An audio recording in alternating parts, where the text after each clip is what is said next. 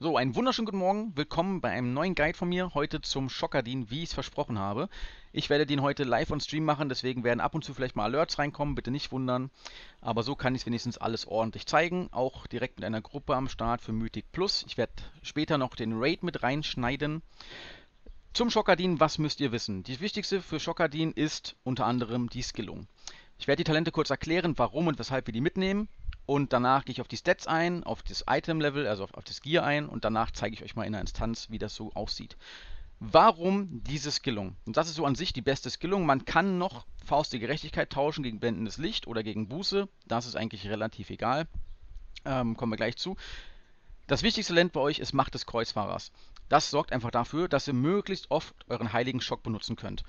Bedeutet, jedes Mal, wenn ihr den Kreuzfahrerstoß macht, wird euer heiliger Schock Cooldown reduziert. Dementsprechend könnt ihr möglichst viele heilige Schocks in die Gegner blasen und das ist das, woher der Damage kommt. Ich zeige das einmal ganz kurz an der Puppe. Rennen mal ganz kurz mal hin. So, ihr seht hier unten immer meine Fähigkeiten in meinen Weak-Auras, wann die ready sind. Und hier unten natürlich mein Bars, meine Fähigkeiten mit Cooldowns. Wenn ich jetzt hier einen Holy Shock raufhaue, zum Beispiel so, hat der Cooldown. Wenn ich jetzt Kreuzfahrausstoß mache, seht ihr selber, springt der immer um 2 Sekunden runter. Ja? Dadurch könnt ihr natürlich viel mehr Schocks machen. In Kombination mit euren Flügeln, die euren heiligen Schock nochmal um 50% Abklingzeit verringern, habt ihr dadurch quasi Schock, Kreuzfahrerstoß, Schock wieder ready. Ja, das heißt, jeder Kreuzfahrerstoß macht in der Regel euren Schock wieder ready. Nächstes Talent hoch zu Ross ist sehr wichtig. Ja, viele sagen, sollst lieber das nehmen oder das. Ist falsch. Nehmt bitte hoch zu Ross. Folgender Hintergrund. Ihr müsst schnell an den Boss rankommen. Wird der Boss gezogen oder müsst ihr irgendwie zu einem zweiten Boss laufen? Zum Beispiel der dritte Boss in Auge von Oshara, die Schlange. Wenn ihr sich teilt, müsst ihr möglichst schnell zum nächsten kommen, damit eure Burst-Phase nicht ins Leere geht. Deswegen immer das doppelte Mount mitnehmen, damit ihr möglichst schnell vorankommt. Dritte Reihe, Faust der Gerechtigkeit, wie gesagt, habe ich einfach nur für CC während des Dungeons. Viele nehmen noch blendendes Licht mit als extra Damage-Spell während der ganzen, ja, Damage-Rotation. Problematisch ist einfach, es hat einen hohen Cooldown und ihr kriegt es vielleicht mit etwas Glück einmal in eure Rota rein. Ihr werdet es merken, mit dem richtigen Gear, mit der richtigen Gruppe habt ihr niemals eine Downtime. Ihr castet komplett durch, ihr habt gar keine Zeit, blendendes Licht zu benutzen. Außer vielleicht bei Trash-Gruppen oder so, aber da ist es relativ Wayne. Next wichtige Talent ist Aura der Hingabe. Ihr spielt nicht mit Opferung und auch nicht mit Gnade. Gnade heilt in 5er Dungeons eh so gut wie nix, lohnt sich eigentlich nie. Opferung macht gar keinen Sinn, weil ihr müsst effektiv heilen und, sagen wir mal ehrlich, auf 4 Leute effektiv heilen mit der Aura der Opferung, da ist der Heal minimal. Ihr nehmt die Aura der Hingabe einfach aus dem Grunde, sie reduziert den Schaden der Gruppe um 4%. Da ihr euch im Nahkampf befindet, sollten in der Regel alle eure Gruppenmitglieder um euch rumstehen. Ja, am besten auch die Caster im Nahkampfbereich, also so 5 Meter hinter euch, damit sie in der 10 Meter Range sind. Dadurch haben alle 4% weniger Damage. Seid ihr alleine mit einem Tank in der Gruppe, kriegt der Tank und ihr 10% weniger Damage, natürlich super. Und wenn ihr die Aura aktiviert, alle kriegen 20% weniger Damage. Es gibt momentan keinen stärkeren CD für die 5er Dungeons. Hier unten scheiden sich auch die Geister. Viele sagen göttliche Bestimmung wegen der Proc-Chance. Nein. Lohnt sich überhaupt nicht. Grund dahinter ist einfach, es ist zu random. Ihr seid mitten in der Burst-Phase und wenn ihr Pech habt, prockt das Ding überhaupt nicht. Und ihr seid, sage ich mal auf Deutsch gesagt, genatzt. So, Heiliger Rächer. Erstens, ihr habt 30% mehr Tempo. Tempo ist euer Freund, ihr liebt Tempo. Ihr wollt immer mehr Tempo haben. Und falls ihr doch mal heilen müsst, ist eure Heilung vom Heiliger Schock einfach mal erhöht. 30%, nicht wenig, nehmen wir mit. Prisma, nicht relevant, ignorieren. Nächste Reihe, glaube ich, ist vollkommen klar. Geweihter Zorn, alle anderen beiden Talente fallen komplett raus. Wir brauchen weder das passive Heilen, wir brauchen weder Märtyrer, das braucht man eh nie, sondern wir brauchen Geweihter Zorn. Erstens, Zorn der Vergeltung hält deutlich länger an und die Abklingzeit vom Schock wird um 50% reduziert. Das ist, was wir wollen. Letzte Reihe. Für 5er Dungeons gibt es hier nur eine Wahl, nämlich das Leuchtfeuer der Tugend. Die Flamme ist ganz nett, interessiert uns aber nicht. Doppelflamme braucht man eh nicht. Leuchtfeuer der Tugend sorgt dafür, dass ihr alle 5 Mitglieder der Gruppe gleichzeitig heilen könnt. Die meisten checken das nicht. Die meisten sagen immer, hör, damit kann ich ja auch nur 3 heilen. Nein, mit dieser Flamme könnt ihr alle 5 heilen. Warum alle 5? Ganz einfach. Die Flamme setzt ihr auf ein Target, zum Beispiel setzt ihr hier auf Lagato. Das ist die erste Flamme. Und das Talent sagt, die Flamme geht auf 3 weitere verletzte Wunde. Das heißt, Blagato kriegt die Flamme plus 3 weitere und dann heilt ihr einfach den fünften. Das heißt, die 4 haben die Flamme und den 5. heilt ihr, werden alle geheilt. Easy. Ja, so, ich gehe jetzt schon mal mit der Gruppe ran.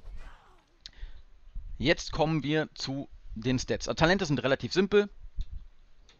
Es gibt nur diese eine Wahl für den Schokadin. Alles andere ist egal. Zu den Stats und zu den Items. Was ihr unbedingt haben wollt, unbedingt, beste Legendary für den Schokadin, ist der Gürtel. Gürtel aus dem Grunde, er erhöht euren Schaden um 10%. Alle anderen Legendaries, ich kann es zeigen, ich habe alle, ja, also es spielt keine Rolle. Die anderen Legendaries sind relativ egal. Ihr nehmt das Legendary, was euch die besten Stats bringt in eurer momentanen Situation. Für mich ist das meistens der Hals. Erstens, weil das passive Schild sehr, sehr geil ist. Und zweitens, weil es sehr, sehr starke Stats hat. Ja? 1500 Crit, Tempo und Meisterschaft sind sehr starke Werte. Deswegen nehme ich Hals und Gürtel. Ansonsten versucht ihr möglichst viel auf Tempo zu gehen. Je mehr Tempo, desto besser. Und auf Crit. Mastery ist für euch komplett unrelevant. Könnt ihr auf 0 droppen, wenn ihr es schafft. Werdet ihr nicht schaffen, aber egal. Ihr versucht auf Tempo, Crit und Vielseitigkeit zu gehen. Lebensraub auch super. Muss aber nicht sein. Verzauberung ist auch ein sehr wichtiges Thema beim Schokadin. Ihr wollt natürlich verzaubern auf euren Hals mal des verborgenen Satyrs wegen Damage. Ja? Je mehr Damage ihr habt, desto besser. Deswegen ist dieser Proc für euch sehr wichtig. Trinkets gibt es eigentlich momentan nur 2, die zu empfehlen sind. Und zwar ist das die Forgery Countermeasure. Das ist das Trinket aus Verlies der Wächter. Ich zeige euch das ganz kurz. Schmuckstücke, da. Das hier, fehlerhafte Gegenmaßnahme auf Deutsch. Wenn ihr das habt, je höher, desto besser. Das ist der stärkste Damage Boost, den ihr bekommen könnt. Und das zweite Trinket ist kein Drop-Trinket hierher, sondern das zweite Trinket, was best in Slot ist aus Suramar. Hier bei diesem Dinosaurier das Schockbaton. Ja, da müsst ihr Glück haben, dass die Quest kommt, es muss hochbrocken und so weiter. Aber dieses Ding ist super OP in Kombination mit der Conti-Measure. Habt ihr die beiden nicht, nehmt ihr am besten so wie ich, ja, den Chronoshard, der ist sehr, sehr gut für den Anfang. Und einen Statstick-Trinket, am besten mit Vielseitigkeit oder mit Tempo. Ja, so. Das haben wir durch. Dann, Barfoot Flask ist natürlich klar. Flask Int. Barfoot nehmt ihr am besten Tempo. So mache ich das auch. Und dann machen wir ganz kurz mal hier einmal Court of Stars durch. Da werdet ihr gleich sehen, wie ich da spiele. Viele machen sich Sorgen wegen der Heilung, weil die Heilung ja reduziert ist. Bullshit. Ist es nicht, werdet ihr gleich sehen. Wir machen mal hier Ready-Check und dann fangen wir an. Alle da, ja, ne? Ja. Okay. Was ihr braucht, noch zu empfehlen, ist natürlich, wenn ihr könnt, eine Rune rein. Runen sind immer gut. Und ihr braucht Trank des alten Kriegers. Das ist der Burst, woher euer Damage kommt. Ihr könnt immer alles beobachten. Hier unten im rechten Feld bei mir seht ihr immer, was ich mache. Und darüber immer meine aktuelle DPS. Ja, darauf einfach achten. So, Key rein, go. Wir machen jetzt einen 10er Court of Stars. Doch, Kremlis gibt's noch. Ist selten. Ich habe es erst vor ein paar Tagen gesehen. Also es gibt noch, das Schockband ist auch nicht rausgepatcht worden. Es gibt's noch. Geht einer aufs Mount für mich? Ich danke dir. Zack. So. Court of Stars kennt ihr, ist eine sehr gute Instanz, um sowas zu testen mit Schokadin, weil hier die Bosse relativ simpel sind. Vom Gruppen-Setup her wollt ihr am besten unbedingt ein Magier oder ein Shami oder ein BM dabei haben, der für euch, was wird mit meinem Floß hier los? Ach, jetzt. Irgendwie wollte mein Floß gerade nicht. Ein BM, Magier oder Schamane, der euch natürlich Kampfrausch gibt, weil das ist nämlich super für eure ganze Kombination. Wenn ihr es nicht der Fall sein sollte, nehmt einfach selber Trommeln mit. Ich habe immer Trommeln dabei, wie ihr unten in meiner Leiste schon seht. Hier rechts immer Trommeln dabei. Und ansonsten seht ihr das hier. Ihr macht auch ohne eure Flüge und alles DPS. Ja, also es ist ohne Probleme machbar. Die Rotation ist relativ einfach. Erkläre ich gleich. Und zwar macht ihr Weihe, dann macht ihr Richturteil und dann macht ihr einen Schock. Kreuzfahrerstoß, Schock, Kreuzfahrerstoß. Wichtig dabei ist, dass ihr immer guckt von eurem CDs her, ihr seht es unten in meiner Leiste, dass ihr versucht, niemals einen Holy Shock zu verschwenden. Ja, wenn der ready ist, muss er gecastet werden. Deswegen caste ich ihn meistens zum Pull. Nach dem Richturteil. Und ihr versucht, so viele Schocks wie möglich in diesen Richturteil-Debuff reinzuhauen. Weil der erhöht nämlich den Schaden, den ihr mit Schock macht. Ich zeige das mal ganz kurz hier. Hier seht ihr das. Ja, 30% erhöhter Schaden durch Kreuzfahrerstoß und Heiliger Schock. Deswegen so viel wie möglich da reinprügeln.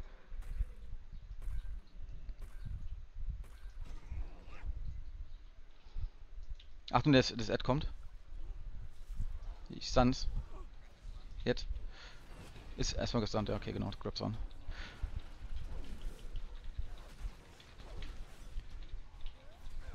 Und heilen könnt ihr immer nebenbei. Deswegen auch Kreuzfeuer der Tugend. Ach, Leuchtfeuer der Tugend meine ich natürlich. Außer man steht wie der Magier in der Suppe.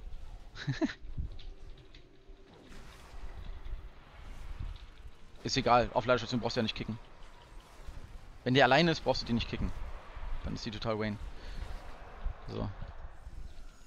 Und ihr müsst euch angewöhnen, in einer 5er-Instanz, wenn ihr Schokardin spielt, werdet ihr sehr, sehr viel mit Märtyrer heilen. Grund ist relativ einfach, ihr seid immer in Bewegung, müsst immer zum nächsten Mob. Und dementsprechend müsst ihr viel während der Bewegung casten und euren heiligen Schock braucht ihr, um Damage zu machen. Deswegen heile ich hier immer sehr viel mit Märtyrer zwischendrin. Deswegen auch der Hals, super in Kombination, weil der Hals absorbiert den Schaden, den ihr durch den Märtyrer kriegen würdet. Hinten haben wir geedit.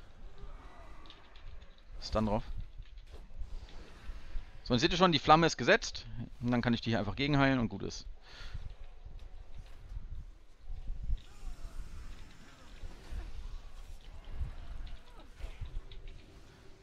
So, also es ist locker möglich, in der Instanz so weit zu kommen, dass ihr Platz 1 im Damage seid und trotzdem extrem viel heilt.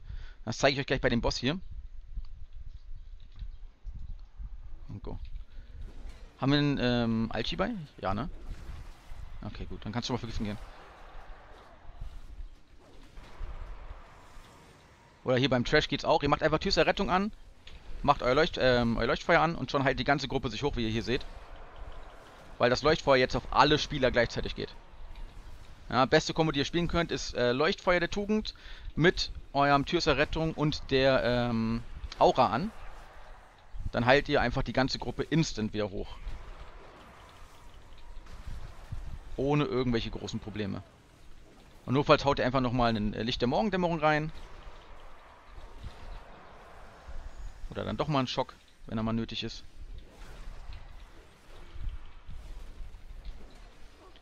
So, warte kurz noch mit Pull. Ich will mich mal kurz hochheilen. So, wir ziehen Kampfrausch bitte bei dem Boss. Okay, und go. Pull in 3, 2, 1, go. So, Tränke drinne, Flügel an und drauf. Und ihr seht hier eine Kombi. Immer schön Kreuzfahrerstoß, Schock, Kreuzfahrerstoß, jetzt kommt Weihe, Richturteil, Schock, Kreuzfahrerstoß, Schock, Kreuzfahrerstoß und so weiter. Immer gucken, dass ihr Weihe und auch Richturteil immer auf Cooldown haltet. Und hüpfen. Und weg ist er. Kann schon weitergehen. Ignoriere es einfach.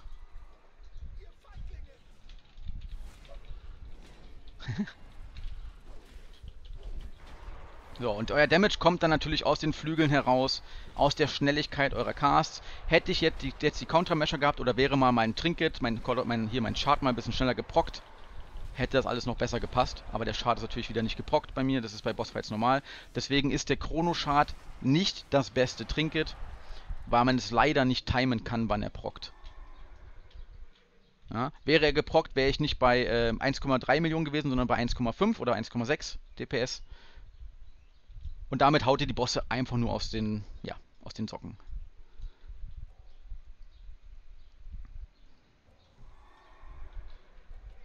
Ach, Lagato, immer wenn ich dich heim will, rennst du außer Sicht, ne?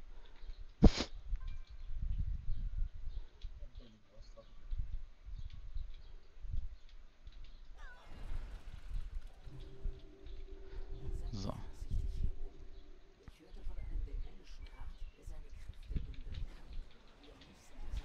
Wir haben die Falle nicht da, wir haben Buffwood nicht, wir haben die Kugeln nicht. Was haben wir überhaupt? ETF. Wir haben das DK-Fass, glaube ich, ne? Du kannst das DK das Fass machen, ne?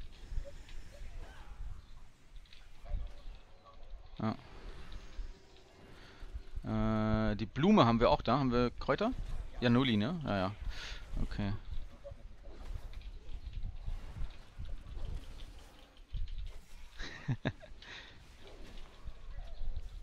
So, und ganz normal bei Trash haut ihr einfach ganz normal eure Rotation auch mit raus. So 300k, 400, 500k ist locker möglich. Es gibt noch eine zweite Variante, Schokadin zu spielen. Mit der AOE-Skillung. Dann macht ihr mehr Trash-Damage, weniger Boss-Damage. Das geht auch. Ist aber nicht ratsam. Na Juli, haben sich die Wichtel dahin gerafft, würde ich mal sagen, wa? Lass ruhig frei, geh über die Brücke. Wir machen die Brücke frei. Mach mal Brücke, Cornus.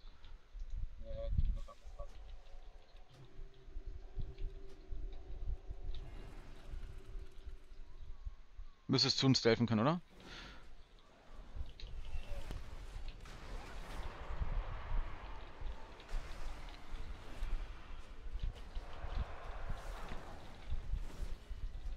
Wie gesagt, es gibt noch ein AOE-Bild. Das AOE-Bild wäre dann in dem Falle mit dem Hammer statt dem Kreuzfahrerstoß. Also ich zeige euch das mal hier. Mit dem Hammer des Lichts statt Macht des Kreuzfahrers. Dadurch könnt ihr mit Flügeln, Weihe und dem Hammer plus blendendes Licht macht ihr so 4 Mille DPS auf Trash. Ja. Ist halt leider hoher Cooldown, lohnt sich nur, wenn ihr zum Beispiel Seelenstund macht. Bei Seelenstund zum Beispiel am Anfang den kompletten Raum pult mit dem Boss. Wenn ihr da eure Flügel zieht, Hammer reinschmeißt, Weihe und blendendes Licht, seid ihr locker mal bei 6, 7 Mille DPS. Weil das ist halt eine One-Time-Show, die könnt ihr alle 40 Sekunden oder so mal machen. Ne, eigentlich eher alle 2 Minuten wegen Flügeln. Lohnt sich halt selten. Lass hier erstmal die beiden machen. Schnell bevor die Wichtel kommen. Ja, ich habe schon gepult.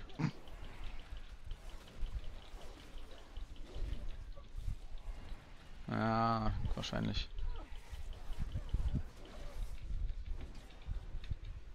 Ja, da müssen wir jetzt die Wichtel jetzt mal bomben. Go.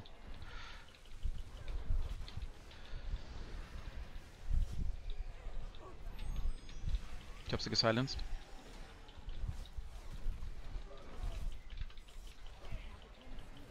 Ja, ich habe vergessen, dass wir Fortified haben. Das ist ein 10er Key, ne?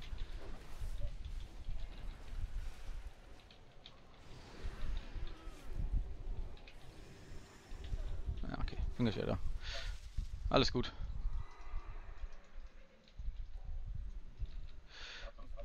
Eine große Dienerin. Wow. Ich muss nur gleich mal Barfoot neu nehmen. Prozente haben wir eigentlich genug. Wir haben wir Leder dabei? Für die Marktbazar waren da? Nee, ne? Okay, dann das Buch haben wir noch da. Da müssen wir eh die Dämonen machen. Dann mach hier links noch die beiden, dass wir das Buch kriegen. Statue ist da. Okay, dann mache ich die Statue. Mach mal hinten die beiden Dämonen da. An dem Buch. Und ich mach kurz die Statue schon mal. Okay, Statue ist gemacht. Ed kommt. Ich komme gleich dazu. Ist bei mir. Ich zieh's weg. Oder auch nicht.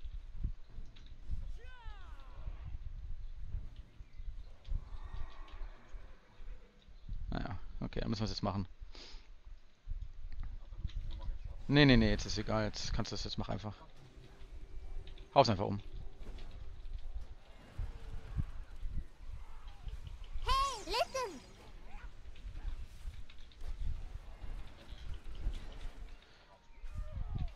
Dann kann man das Ding gar nicht machen. Nee. Ich mach schon mal schnell das Buch. Ihr haltet eh kurz durch, ne? Okay.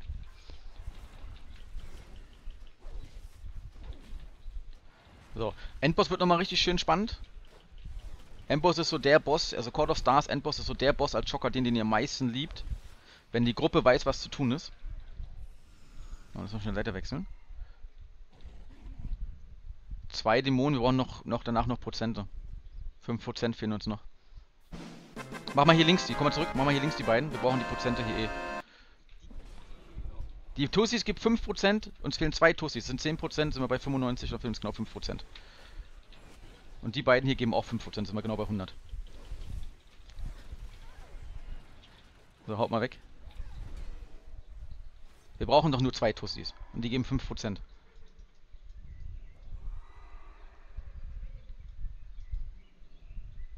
Ah, bleib stehen, bleib stehen, bleib stehen. Okay, hab sie. Perfekt.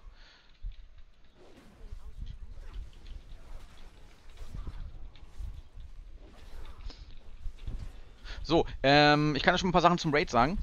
falls ihr überlegen solltet, Chokadin im Raid zu spielen, ja, die Skillung und die Stats und so ändern sich nicht. Aber in einem Progress Raid solltet ihr nur Chokadin spielen, wenn ihr als Zusatzheiler dabei seid. Nehmen wir an, ihr habt 3 gute Heiler und ihr wärt der 4. Heiler, dann ist Chokadin definitiv möglich. Seid ihr nur 3 Heiler mit dir, würde ich dir von Chokadin abraten, weil natürlich die Heilleistung, ja, komplett auf den Raid gesehen nicht da ist. Ja, der Chokadin heilt gut, aber natürlich bist du mit normalen Skillungen deutlich besser beraten. Und auch ein normaler Paladin, der ganz normal für den Raid geskillt ist. Ich mache das immer wieder gerne, ich schneide das nachher auch rein noch, von unserem Crosus Mythisch zum Beispiel. Bei Crosus Mythisch spiele ich die ganz normale Skillung, mache am Anfang aber trotzdem Damage und fahre halt trotzdem meine 1 Million DPS bei Crosus. Also das geht. Wir müssen wieder rüber. Der letzte ist drüben. Das könnt ihr definitiv machen. Das heißt, ihr könnt ganz normal die Chokadin-Rotation... Was macht ihr da hinten? Läuft ihr andersrum, oder was? Okay. Komm, wir fangen schon mal an hier. Ihr könnt trotzdem die ganz normale Chokadin-Rotation quasi fahren. Flügel an, draufprügeln auf den Boss. 1 Million DPS ist da definitiv machbar. Ja, wenn ihr Chokadin spielen solltet, könnt ihr durchgängig, ich habe das schon gemacht im LFR und auch im NHC und auch im HC habe ich das gemacht. Ich habe es auch im Mythisch schon gemacht, bei Trilax zum Beispiel. Ich fahre da so im Schnitt auf einen 5-Minuten-Kampf als Chokadin, fahrt ihr so eure 500k DPS. Ja. Wenn ihr das richtige Gear dazu habt, noch mehr, aber so 500k schaffe ich jedes Mal mindestens. Zieh den hinter, ne? Ja.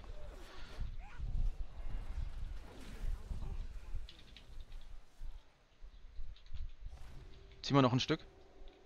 Hier nach links zu mir. Ja. Zu nah, zu nah, zu nah. Ja, okay. So, wir machen jetzt noch die beiden Bosse hier gleich weg. Und dann sind wir fertig. Achso, wir haben keinen Tankparler und keinen DH, ne? Oh mein Gott, wir müssen das Rätsel so lösen.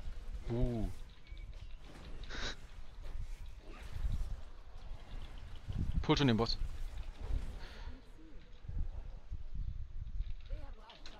So, Kampfrausch machen wir dann beim letzten Boss, ne? Ja, kommt mal ran, bitte. So, jetzt wieder, zack, Richterteil und weiter geht's. Wichtig ist immer, wenn Weihe ready ist, müsste auch euer Richterteil ready sein, so wie jetzt. Dann könnt ihr direkt das so in der Kombination machen. Schön Weihe, Richterteil, Schock. Und jetzt Lagato down. Durch die Wichtel, ne? Ihr müsst schon bitte den Cast kicken. Lässt du frei, wirst du schneller. Wir müssen eh suchen. Kannst ja aufmounten. Bist schneller bei uns, als wenn wir jetzt dich retzen.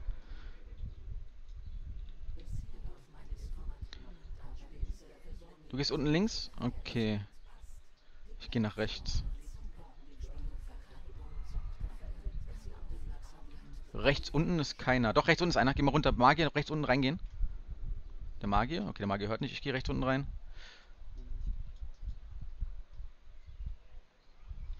Wird wieder falsch angezeigt auf der Karte. Ja, Umhang, helle Weste, männlich. Und ich habe, so, lange Ärmel. Beutel. Ich guck unten. Du hast ihn? Okay, sehr gut. Für den Bossfight brauchen wir etwa 30 Sekunden. Also wir sind noch locker in 3 Chests drin.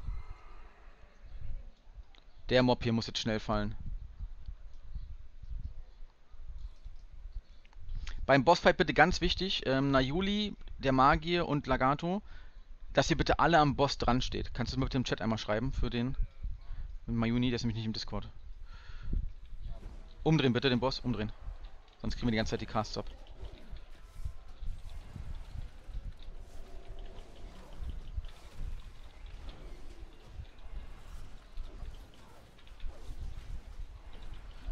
Lootest du den Schlüssel bitte dann, Kerem? Sehr schön. Okay, ich gehe schon mal los.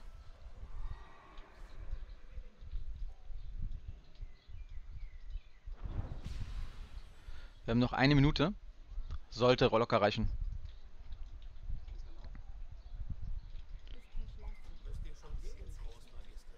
So, jetzt beim letzten Boss. Müsst ihr ein bisschen gucken, ist ein bisschen tricky, weil da ja viel Schaden reinkommt. Ich erkläre euch gleich, wie ich spiele. Und zwar, wichtig ist erstmal, dass alle wissen, die hier diesen Bossfight machen, wenn der Boss sich umdreht, ja, er steht ja jetzt hier nach links gerichtet, sobald er sich nach oben richtet, genau exakt 3 Sekunden danach beginnt der Kampf. Und ihr müsst alles genau timen. Alle bitte rankommen. Lagato ran, Magier ran. Genau. So. 1, 2, 3, go. Kampfrausch.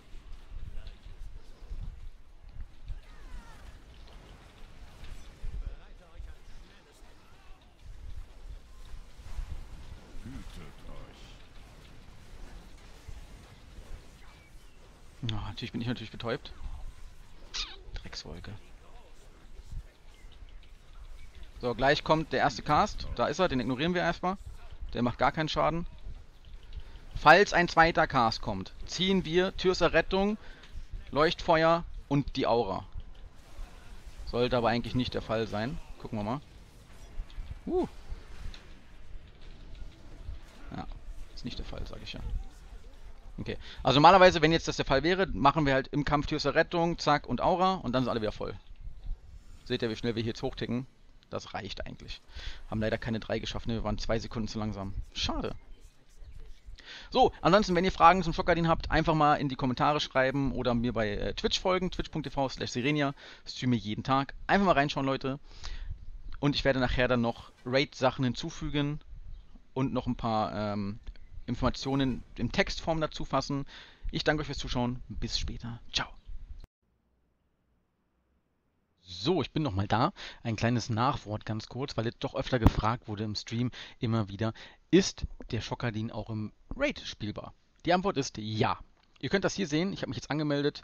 Ich gehe mit folgender Skillung rein. Sage ich gleich ein paar Worte zu, bevor die Anmeldung ausläuft. Wir gehen einfach mal Riss von Aalen rein.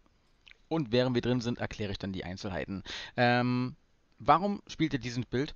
Ganz einfach. Leuchtfeuer der Tugend bringt nicht so viel, weil einfach es sehr viel Mana kostet. Und es einfach viel zu random ist in einem großen Raid.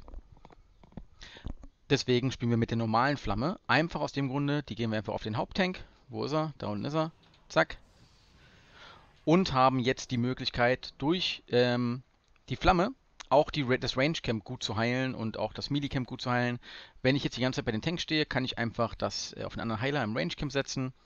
Und kann halt auch mit meinem Licht der Morgendämmerung, was ich immer wieder zwischensetze, einfach mitmachen. So, ich mache einmal ganz kurz meine Flask rein, Bufffood rein und zeige euch das Ganze mal an einem Xavius Try. Ja, ihr könnt hier unten rechts immer verfolgen. Hier, was ich mache. Hier mein Damage nochmal.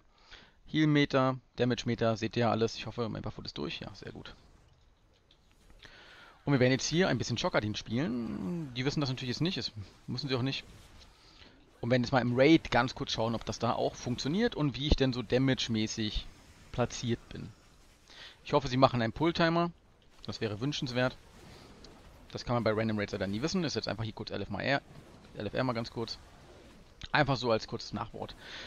Ansonsten, wenn ihr weitere Fragen habt, dürft ihr die gerne immer natürlich in die Kommentare hauen oder bei mir im Stream. Unten links hier seht ihr eingeblendet meine URL. Und da bin ich immer erreichbar. Twitter, Facebook auch natürlich jederzeit. Und ihr heilt immer noch gut. Ja? Mit dieser Skillung habt ihr immer noch gute Heilung. Und ihr seid so ein bisschen der Support-Healer. Ja? Ihr habt natürlich die Aura der Hingabe, die sehr viel Schaden abfängt. Das heißt, ihr könnt natürlich auch gucken, dass ihr euch gut platziert, damit die Tanks dauerhaft weniger Schaden bekommen. Deswegen versuche ich zum Beispiel immer so bei den Tanks zu stehen. Ja? Ist nicht so einfach, wenn die Tanks nicht gemarkt sind. Zu wissen, wo die Tanks sind. Zum Beispiel jetzt stehe ich gerade direkt neben dem Tank. Ja? Das seht ihr ganz einfach daran, dass der Tank hier unten meine Aura hat. Ja? Ja, solange der Tank meine Aura hat, stehe ich neben ihm. Das ist mein Plan. Danach gucke ich gerade. Da, der Monk rollt schon wieder weg. Da hinten rennt er. Boah, diese Monks. Viel zu schnell. So, ihr seht unten an meinem Unit Frame, immer wenn ich in die Nähe des Tanks komme, jetzt kriegt er meine Aura. Und das ist mein Ziel, dass ich immer neben ihm stehe, damit er immer weniger Schaden bekommt. In der Regel, wenn ich mich gut positioniere und auch die Tanks gut positioniert sind, kriegen beide Tanks etwa 7% reduzierten Schaden. Und das ist schon sehr stark, gerade auch im Progress. Das heißt, wenn ihr mit der Aura spielt, lohnt sich das immer, im Nahkampf zu stehen, neben den Tanks. Was ihr wissen müsst als Schokadin noch, so Kleinigkeiten, wie zum Beispiel, wenn ihr mit Leuchtfeuer der Tugend spielt, Märtyrer heilt nicht die Flamme. Ja. Und jetzt haben sie natürlich schon gepullt. Dementsprechend wahrscheinlich den Prepot versaut, weil sie keinen Kampfrausch gemacht haben. Aber wir ziehen es trotzdem mal durch. Mal gucken, ohne zweiten Prepot, also ohne zweiten Pot, wie wir im Damage-mäßig da sind. Ihr seht es im Damage, ich bin momentan Zweiter. Im Burst, im LFR ist das jetzt nicht so verwunderlich. Ich habe jetzt nicht den Mega-Burst, weil wir halt keine Pause gemacht haben, weil mein Trinker natürlich jetzt noch auf Cooldown ist. Aber es ist okay. Damit kann man schon mal gut Damage fahren. Und wir gucken mal, wie viel wir schaffen bis Ende des Fights. Ich sollte so, wenn ich alles richtig mache, Pi mal Daumen 600k sollte ich bleiben. Das sollte machbar sein mit meinem Gear und mit der Gruppe. Aber auch das kann man natürlich nicht garantieren. Ich bin natürlich im Traum, das ist super. Ich wünsche mir, dass ich jetzt irgendwie aus dem Traum rauskomme, damit ich meine CDs wieder abhabe. Dementsprechend werde ich jetzt natürlich das machen, was man als guter Spieler macht, nämlich die Ads. Und natürlich soaken. Immer schön alles hier soaken, aber ach Gott, hier kriegt man so wenig Wut. Okay, das lohnt sich nicht. Das ist ja billig.